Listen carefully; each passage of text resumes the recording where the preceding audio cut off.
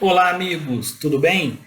Meu nome é Pablo Cruz, eu vou ministrar para você agora que pretende o cargo de soldado da Polícia Militar de Minas Gerais, a matéria de Direito Penal Militar. Nela você vai perceber a fundamentalidade, né, da sua compreensão, do seu domínio, até para o próprio exercício da sua atividade. Mas antes a gente precisa passar na prova.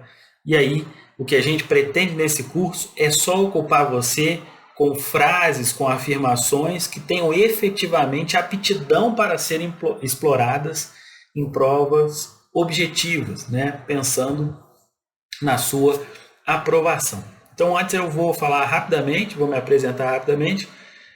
Logo, vou traçar um plano mínimo de metas aqui. Nosso curso envolve uma dinâmica diferente. Ele é diferenciado porque ele efetivamente quer facilitar o seu trabalho, de modo que você consiga obter o máximo de informação possível no menor tempo cabível, mas não encher você com tanta informação a ponto de você não conseguir dar conta do recado.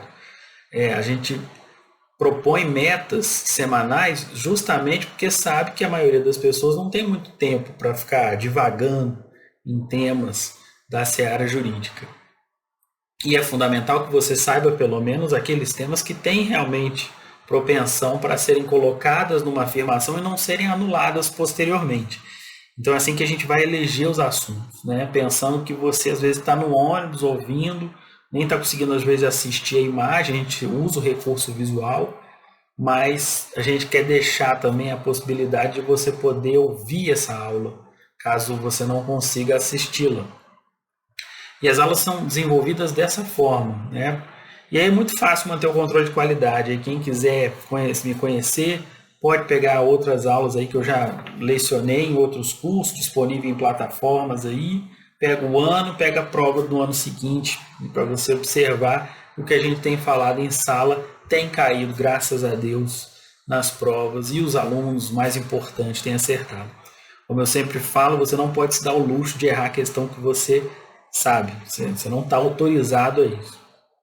Basicamente, então, eu sou defensor público federal, já exerci o cargo de delegado de polícia na Polícia Civil de Minas Gerais, já fui professor substituto na Universidade Federal de Juiz de Fora, lecionei em cursos de pós-graduação, em cursos preparatórios para concurso, já fui assessor jurídico criminal de uma vara no Tribunal de Justiça do Tocantins, já estou aí desde 2007, né, lecionando a matéria de Direito Penal Militar e Processo Penal Militar, Direito Processual Penal Comum, Direito Penal Comum, Criminologia, Direito Constitucional. São essas as áreas que eu me, digamos, aprofundei, me debrucei.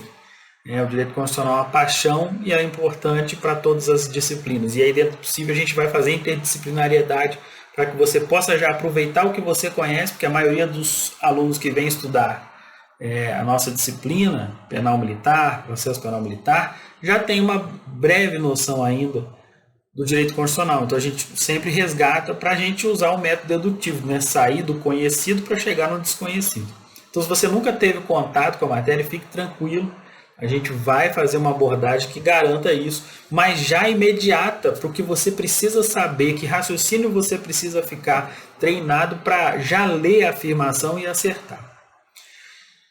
E aí, nesse contexto, a proposta de separação de temas em semanas visa justamente garantir que você tenha um conteúdo reduzido para conseguir repetir mais vezes a apreensão.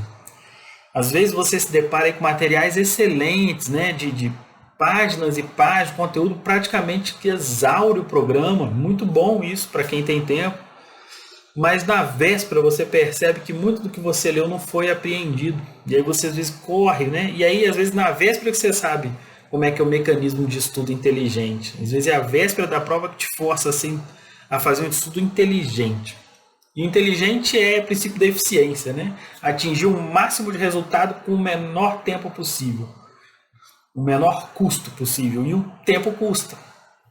E aí, para que a gente elabora uma aula em vídeo prioritária e faz um PDF esquematizado, para que você, olhando o PDF, você lembre das aulas.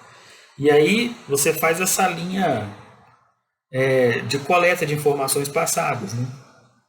Onde uma fração temática, uma palavra te dá o gatilho para você lembrar todos os detalhes. Isso é importante também para as provas abertas, né? Redação, oral, né?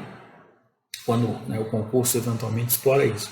Mas pensando aí no seu cargo de soldado na Polícia Militar, a gente vai justamente falar aquilo que pode ser cobrado em prova objetiva. Até dogmaticamente a gente pode usar a doutrina quando ela é pacificada.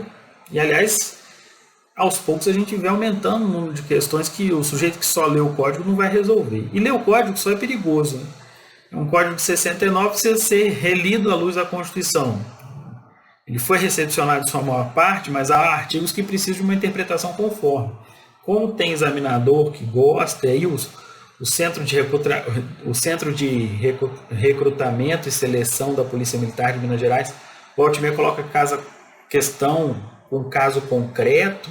Não adianta muito você só ter lido, se você nunca teve contato. Você não vai pegar livros e livros para ler de direito penal militar. Até porque a ideia é essa, eu vou tentar fazer a síntese de tudo que eu já li aí, que realmente seja importante para a sua prova de primeira fase, para que você possa ser aprovado e possa exercer esse cargo tão valoroso que envolve aí a instituição da Polícia Militar de Minas Gerais, que é uma instituição que eu tenho muito apreço, aprendi a admirar, principalmente na época que fui delegado em Manga, lá no norte de Minas. Percebi logo de início que se a Polícia Civil e a Polícia Militar não se entrosassem, a gente não ia conseguir dar conta ali da segurança pública. E esse tema é valorosíssimo, né, porque o direito penal militar ele acaba punindo os militares, né? E por esse raciocínio você vai imaginar, do mesmo jeito que faz no comum, que a figura do garantismo, a presunção de inocência vai prevalecer até com maior vigor, porque você está falando aqui de um réu que é militar, um servidor público, passou por um concurso difícil, tem até investigação social, né? Então, na dúvida sobre norma, você vai adotar de novo, do mesmo jeito que faz no penal comum, a interpretação mais favorável ao réu. Mas especificando para que a gente possa traçar esse panorama, né, de como as aulas vão ser elaboradas, como é que eu escolho? Né? Você tem bola de cristal, Pablo? Não. Se eu tivesse, eu não poderia estar dando aula, porque bola de cristal seria o quê? Conhecer os caras da banca, para ele me falar as questões e eu falar para vocês. Mas é possível você inverter a lógica de uma pessoa que está reprovando em prova para começar a ser aprovado na prova, quando você para de pensar como candidato. Essa é a dica mais importante que eu ouvi na minha época de estudante, antes de passar no primeiro concurso.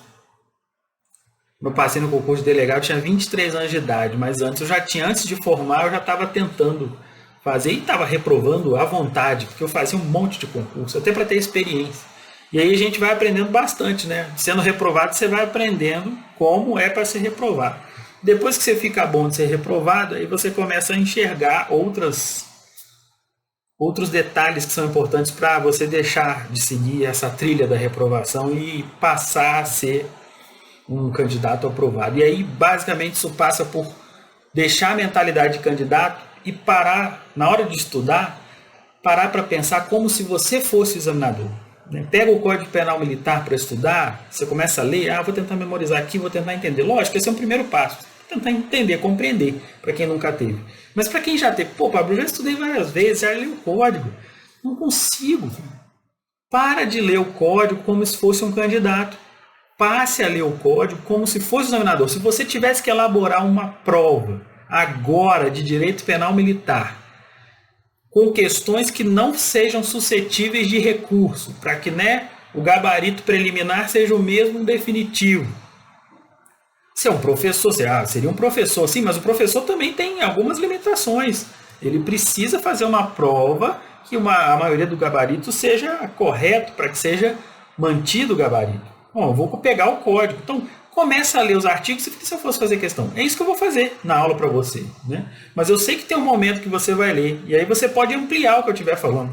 Aqui o mecanismo vai te dar aí questões anteriores do seu concurso, mas eu vou pegar outras questões desse ano que estão acontecendo, porque o examinador pega outras questões de outros concursos para fazer a prova também. Ele fala, o que as pessoas estão falando? O examinador é um professor, né, na maioria das vezes, da matéria, ele está lendo artigos, aprofundando, mas na hora dele fazer a prova, ele tem que fazer um freio de contenção, falando, não, agora eu vou fazer uma prova aqui, objetiva, então não tenho muito espaço aqui para caminhar, né? Então passe a ler dessa forma, com essa visão. Eu sempre falo da cruz, né? Você tem que ter fé, óbvio, na cruz aqui, mas não é no sentido da fé, embora eu acho que seja importante.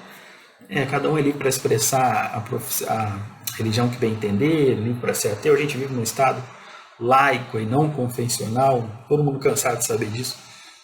Mas por que eu falo da cruz? É porque a cruz, ó, de cima para baixo, você vai olhar as últimas provas do cargo que você está querendo. É uma análise retrospectiva. Vai servir muito para extrair o perfil da prova que te espera. Mas a gente não sabe se essas pessoas que fizeram aquelas provas anteriores será a mesma que vai fazer a sua prova de agora. Mas sabe que elas, ainda que sejam as mesmas, vão tentar fugir dos temas que ela já colocou. Ou fugir da própria questão, embora ela goste do tema, ela vai investigar outro assunto. Então você acaba usando a retrospectiva até para eleger os assuntos. Simpatiza com isso aqui, é importante para a profissão, deveria ser o norte do examinador, né? Não é o que ele gosta, e sim o que você precisa para trabalhar, mas infelizmente nem sempre essa lógica se aplica. Então você tem que ser mais objetivo, você tem que ser frio, é a arte da guerra, né? Isso aqui tem muita utilidade, o policial militar pode se separar, não importa muito, a gente tem que saber passar na prova, né? E aí você vai ter oportunidade, tempo para depois estudar para ser um bom policial também, lá já na academia de polícia vai ter oportunidade de fazer isso. Agora, quando eu fiz a cruz de cima para baixo, também fiz para o lado. Por quê? Porque eu olho a retrospectiva do meu concurso, do meu cargo, das últimas provas. Agora, eu também posso ver outros concursos desse ano que cobram os pontos do meu edital. Lógico, você não vai ficar pegando provas aí que nem tem o tópico do seu edital. É isso que eu vou fazer também para eleger. Olha, esse assunto aqui tá bom, isso aqui teve alteração legislativa recente, né? Agora eu vou mexer, entendeu? Então é nesse sentido que a gente vai elaborar. É científico, a gente não vai expor todo o nosso critério aqui, porque a gente não vai, né, numa aula de bem-vindo já escancarar, porque a gente custou para chegar nesse método, mas você vai ver já na aula 1, né, como será essa abordagem. E aí o que a gente precisa saber, né, do conteúdo, né? Qual o programa que eu tenho para cumprir com vocês aqui? Não todo, né, mas o que eu preciso acertar as provas, é bem objetivo, né? O que eu tenho que falar na sala de aula? Todo o direito penal militar? Vou falar bastante do direito penal militar, né? Porque eu não tenho limitação de tempo para fazer esse curso, mas eu quero te dar o máximo de informação possível no menor tempo. Por quê? Eu preciso garantir que você não perca tempo. Mas é importante mesmo, o que eu supra-assumo? Eu falar em sala de aula o que vai cair na sua prova. Então, se eu falar aqui 10 minutos e for as suas questões da prova, tá ótimo. Essas questões vão vir desse programa aqui. Na primeira semana, a gente vai estudar a aplicação da Lei Penal Militar. A aula já está gravada. Na segunda semana, e aí sempre, toda semana, a gente fala do conteúdo teórico e também grava questões sobre o tema. Na segunda semana a gente vai falar de crime. É lógico que é uma primeira abordagem, porque a gente vai trabalhar crimes em espécie. Então essa parte aqui é o crime, a parte teórica, que na verdade vai servir para você entender tudo que está daqui para baixo. Não adianta começar a estudar aqui a parte especial do Código Penal, crimes contra a administração militar, crimes contra o serviço e o dever militar, se você não tem a noção teórica. Vocês vão ver que o examinador gosta de caso concreto. E às vezes é a teoria que te faz tipificar corretamente o comportamento. Na terceira semana, concurso de agentes. Na quarta semana, penas principais acessórias à ação penal. Na quinta semana, extinção de punibilidade. Parece um tema pequeno, mas ele é até relativamente extenso. A gente vai objetivar o máximo para que você possa só gravar e apreender aquilo que tem chance de ser cobrado em prova objetiva. E aí a gente parte para os crimes em espécie, né? Crimes militares em tempo de paz, crime contra a autoridade ou disciplina militar, crime de serviço, contra o serviço e o dever, crimes contra a administração militar. E aí tudo que você estuda aqui, né, você fala, pô, isso aqui tem correspectivo nos Código Penal Comum, é um aspecto muito importante. É o que cai muito em prova de penal militar, aquilo que é só do penal militar. Não é só isso que cai muita coisa que é comum. A gente vai trazer até agora uma questão já para a gente ensaiar, já começar esbarrando numa questão aí, já começar a trabalhar aí nesse bem-vindo, né? Mas você vai ver que boa parte das questões de direito penal militar são justamente daquela parte que é especial. Tem muita coisa que você aprende no direito penal comum que você vai aproveitar. Aliás, eu vou aproveitar aqui, justamente para a gente ganhar tempo. Então pode cair coisa que é idêntica no penal comum e no penal militar? Sim, mas dê preferência. Principalmente na véspera da prova, você vai ler justamente aquelas diferenças, que no fim do curso a gente provavelmente esgotará, né? Para que você chegue aí com sangue nos olhos, aí com a faca nos dentes. Seguindo então para esse planejamento, a gente então tem um planejamento aí de 9 semanas, né? E essa é a ideia, que você não tenha a pressa como seu inimigo, e sim como seu aliado. Como eu falei, é na véspera de prova, quando a gente vê que está meio sem tempo, que a gente começa a estudar melhor. Eu percebi isso muito, porque na véspera da prova, aí o que eu fazia? Eu falava assim, nossa senhora, está faltando muito assunto, como é que eu vou estudar? Na prova oral mesmo, de delegado da Polícia Civil de Minas, lá em 2005, eu estava no último ano da faculdade, fazendo estágio, monitorando no curso pretório, na época, nem existe mais o curso, né? Eu trabalhava de manhã, de tarde, de noite, e fazendo monografia. E aí eu cheguei para o meu professor e falei, professor, nem teve leis especiais aqui. Tem prova oral e eu posso sortear o ponto leis especiais. Como é que eu faço para ler leis especiais? Eu vou pegar um livro, volume 4 inteiro aqui, de um livro de 2.000 páginas, como é que eu vou fazer? Ele, não, fica calmo. Você não vai ler tudo, não dá tempo de ler tudo. E doutrina, primeiro que você vai ter que ler a lei seca. Mas até para ler a lei seca, eu te sugiro fazer uma coisa antes. No final de cada tipo penal, lá no manual de lei especial, até de parte especial também é assim, você pode pegar o manual de penal militar, que você vai achar isso também, nos bons manuais, né? Você vai lá, vê lá na parte final do crime, né? Das distinções ou do concurso de crimes. Esse crime aqui é diferente desse. Tipo, lesão corporal seguida de morte é diferente de homicídio qualificado, de homicídio doloso.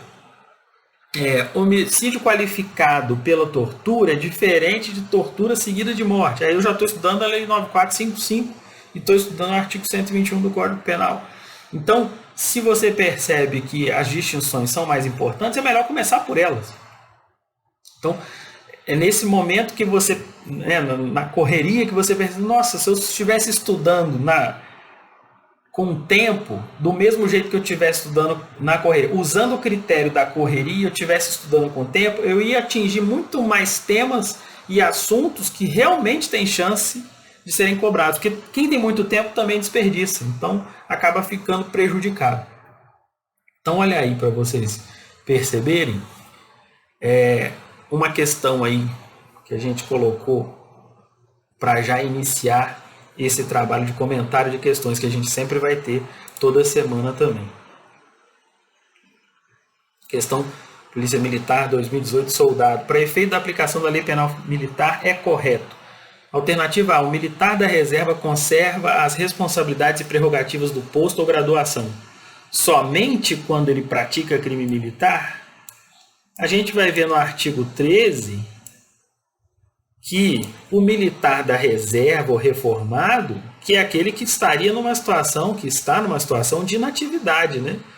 Ele é da reserva ou é reformado, regra geral, ele está na inatividade. Ele conserva as responsabilidades, bem como as prerrogativas do posto e da graduação, ou da graduação, para efeito de aplicação da lei penal militar. Só quando ele é vítima, só quando ele pratica o crime? Não, tanto faz. Tanto quando ele pratica o crime, quanto quando ele é vítima do delito. Então percebam que o artigo 13 não condiciona a sua aplicação à posição do militar que está na inatividade. Ou ele é da reserva, ou ele está aposentado, que é o que a gente chama de reformado. Não importa. Ele continua mantendo as responsabilidades e as prerrogativas, os ônus e os bônus, para fim de aplicação da lei penal militar. É lógico que isso aqui acaba tendo mais efeito no processo penal militar, artigo 73, salvo engano, do CPPM, né? Que não é importante para você agora. Mas é verificável isso porque o 13 costuma envolver algo posterior ao fato criminoso, né? Aconteceu o crime, eu levo esse cara para onde? Bom, mas ele é aposentado, não importa. Se ele preserva as responsabilidades, você tem que levar ele para um oficial superior à graduação ou ao posto dele. Se ele for oficial, a gente está falando de posto. Se ele for praça, a gente está falando de graduação, tá? Você pode memorizar isso, volte e meia aparece na legislação penal militar, né? Posto. O oficial tem posto. O graduado, o praça, desculpem, tem graduação. Percebam? Praça, graduação. Posto oficial, né? O posto tem 2 Os, aí facilita você memorizar. Mas agora não importa isso aqui, eu já estou aproveitando para que você consiga memorizar isso.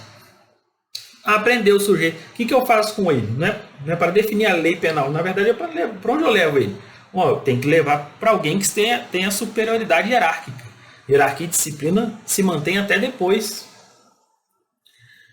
da reforma do militar, né? Você precisa manter o respeito à hierarquia, porque hierarquia e disciplina é a base das Forças Armadas e das Forças Auxiliares, no caso aí que é o caso da Polícia Militar, do Corpo de Bombeiros Militares, que garantem a segurança pública, no caso dos militares estaduais, e a segurança nacional, no caso das Forças Armadas, Exército, Marinha e Aeronáutica. Então, voltando lá, percebam que o artigo 13 não faz distinção. Então, quando a afirmação A fala somente, ela se torna errada. Tanto se ele for autor quanto for vítima, você vai conservar as responsabilidades e as prerrogativas, tanto do posto para os oficiais, quanto da graduação para os praças. Alternativa B. O oficial da reserva ou reformado conserva as responsabilidades e prerrogativas do posto, quando pratica ou contra ele é praticado o crime. Tá certo até aqui, né? O que não ocorre com a praça. Olha aí, cuidado, tá? Aqui também tem praças, porque aqui tem tanto oficiais quando fala de posto, quanto praças quando fala de graduação. Quando então fala não ocorre com praça, a afirmação se torna errada. Por não haverem tais prerrogativas em relação, errado, né? As duas estão contempladas, tanto as praças quanto os oficiais, tanto as responsabilidades e prerrogativas relacionadas à graduação quanto relacionadas ao posto. Alternativa C, que é a correta, o militar da reserva ou reformado, empregado na administração militar, equipara-se ao militar em situação de atividade, para o efeito de aplicação da lei penal militar. Perfeito. É exatamente o artigo 12 do Código Penal Militar. E aí, Pablo, o 13 também é parecido com o 12. O 12 tem muito mais relação com algo anterior à prática do delito. Para a definição da aplicação da lei penal militar, se o militar é da reserva ou reformado, O que lá no Estatuto dos Militares, até alterado lá em 2019, se ele está empregado na administração militar, você poderia falar, pô, mas é reserva ou remunerado pelo Estatuto dos Militares, ele é inativo. Há até quem sustente que esse artigo 12 não mais se aplica, mas na sua prova de penal militar não importa muito essa discussão. Até porque o examinador costuma ser cauteloso. Ele fala, para os efeitos da aplicação da lei penal militar. Aqui ele não teve tanto cuidado, mas tem examinador que fala assim, nos termos do Código Penal Militar, para então não ter risco nenhum. Não está nem perguntando o entendimento que prevalece, está perguntando o que está escrito. Né? Aqui não chegou a ser tão cauteloso, mas pela dicção da questão, percebe-se que o examinador está querendo a literalidade do Código Penal Militar e não da legislação administrativa. E aí, cuidado, que eu vi uma prova recente de outra carreira aí, que o cara, entre as alternativas, colocava, considerando a alteração recente relacionada à situação da inatividade, aí ele te induzia a erro e a afirmação que ele estava falando da alteração legislativa uma afirmação, era uma das afirmações erradas. E aí, se o sujeito tivesse o candidato... Eu ouvi uma notícia desse negócio dos estatutos militares, hein? Pô, eu li um livro aqui, o meu livro de penal militar fala que esse artigo está superado, considerando os estatutos militares. E eu estou sabendo que em 2019 tem mais hipóteses de situação de inatividade ali restrita. Bom, então eu acho que é essa alternativa erra. Né? Ouviu o galo cantar, mas não sabe aonde. O sujeito, às vezes, é melhor estar desatualizado, desinformado, não tendo conhecimento nenhum, do que ele ter um conhecimento parcial que induz ele ao erro. O melhor mesmo é você estar atualizado com a informação certa que tem chance para ser cobrado. A afirmação estava errada lá, envolvia estatutos militares. Até porque a questão ali estava mais cuidadosa que essa, nos termos do Código Penal Militar. Aí eu ouvi dizer lá, vou pegar do direito administrativo e trazer penal militar? Não vai. Então, ainda que você fique em dúvida, o cara da reserva reformado, se ele está empregado na administração militar, ele é militar da ativa. É isso que o Código Penal Militar está falando. Ah, mas não concordo. Beleza. Você pode não concordar, mas na hora da prova você marca o que eles querem ouvir, não o que você está achando. Para efeito de aplicação da lei penal militar, equipara-se ao militar da ativa.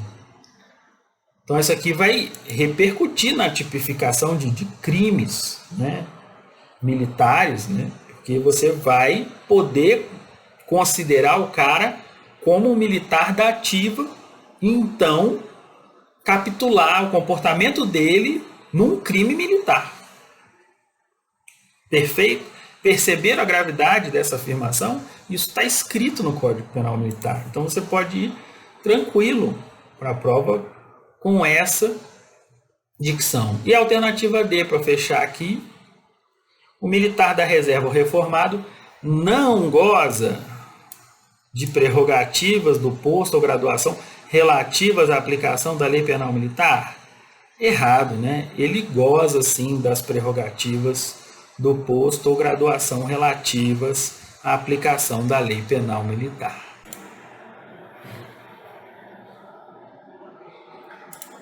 E aí, voltando no artigo 12, aí, é um ponto importante.